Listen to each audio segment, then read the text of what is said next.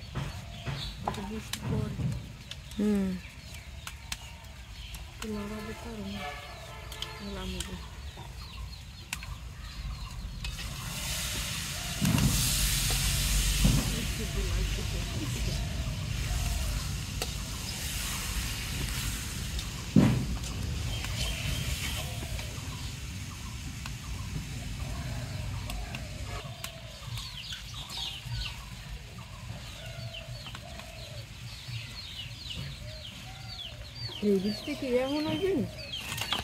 লাউগুলো আমার কেটে নেওয়া হয়ে গেছে, আর এখন একটু ধোবো, যেহেতু বাহিরেই রান্না করি। আসলে হাঁড়ি পেতে তেমন একটা আনা হয় না, একটা রেখে একটা আনা হয়, মনেও থাকে না। আবার আমার গরিবের রান্নাঘরে তো আমি যা পারি আসলে তাই রান্না করি। অনেকে তো অনেকভাবে নেবেন। আসলে আমি জানি যে অনেক আমার আপুরা ভাইয়েরা বড় লোক আছে, তারা তো দৈনিক মাছ মাংস খায়।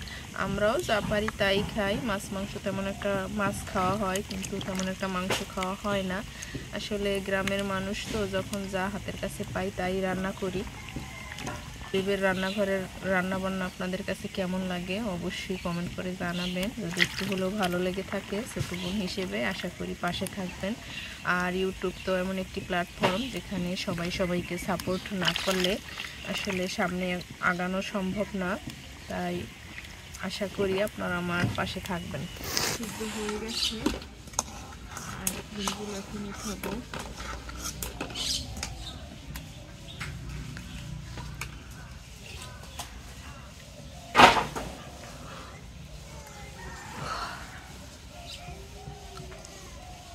এই চিংড়ি মাছগুলো দিয়ে আজকে রান্না করবো।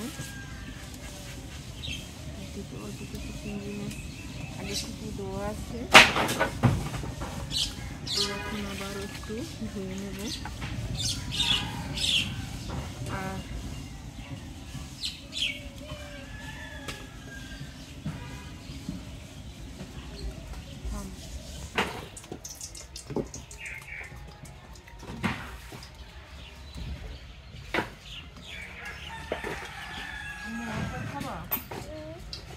আচ্ছা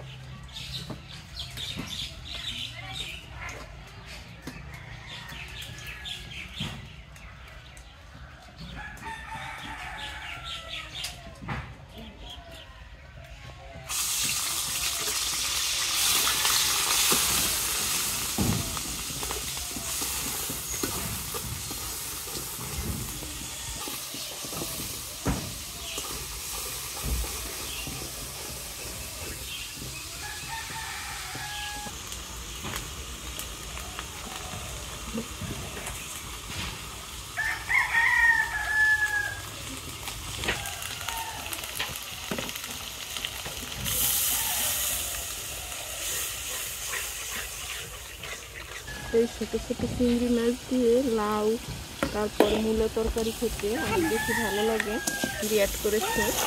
আর সাথেই হলো সাগরের, আর এই চিটু অনেক বেশি ভালো লাগে। এইটাই নিজে দেবে। আর এগুলো অনেকক্ষণ যাবত কিন্তু দেখে নেওয়া লাগে।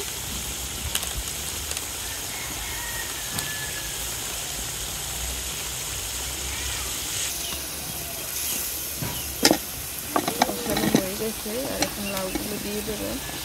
আর আমার রান্নাঘরে কিন্তু যারা যারা আমার ভিডিও দেখেন যে ভাই বোনেরা, তারা অবশ্যই বুঝতে পারবেন আমি প্রতিনিয়ত যে ঘরোয়াভাবে যে রান্নাবান্না মানে যেগুলো আমরা খাই সেগুলোর ভিডিও কিন্তু আপনাদের মাঝে শেয়ার করি। আর তার ডিমগুলো ছিলে নেব। আর এগুলো আমাদের দেশি হাঁসের ডিম, অনেকদিন আগে আপনাদের ভাই এনেছিল, তো ফ্রিজে পড়েছিল, আসলে খাওয়া হয় না সেজন্য, তাই আজকে ভাবলাম ডিম ভুনা করব। 5টা ডিম ছিল, সেগুলো আজকে ভুনা করব আর লাউ দিয়ে চিংড়ি মাছ দিয়ে রান্না করব। তো আজকে এই পর্যন্তই আসলে রান্নাবান্না, আর তেমন কিছু রান্নাবান্না করব না।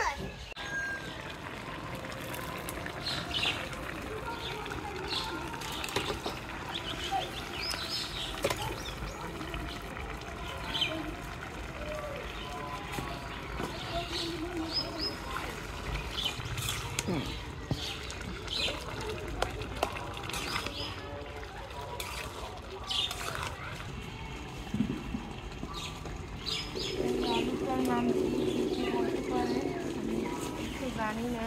তো আলুটা নাকি খেতে অনেক বেশি মিষ্টি, আমরা খেয়েছি। আর একটা মতো রয়ে গেছে, সেটা এখন কাটবো।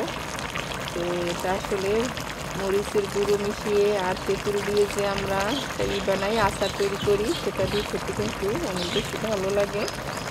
আর আজকে সেভাবে খাবো না, লবণ মিশিয়ে খাবো, অনেক মিষ্টি খেতে। এই আলুগুলো কি নামে আসলে বলা হয় আমি জানি না, আর কি আলু সেটা আমি জানি না আপনাদের ভাই এনেছে, আসলে খেতে কিন্তু অনেক বেশি মিষ্টি।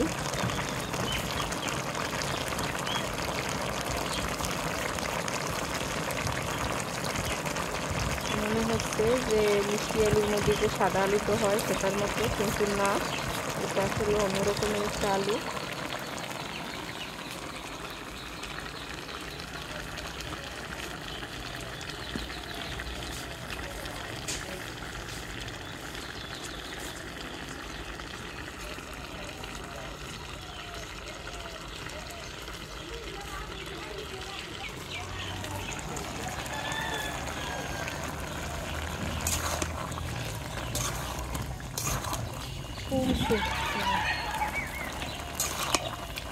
লাউটা হয়ে গেছে, একদম সিদ্ধ হয়ে গেছে, আর একটু উঠাবো।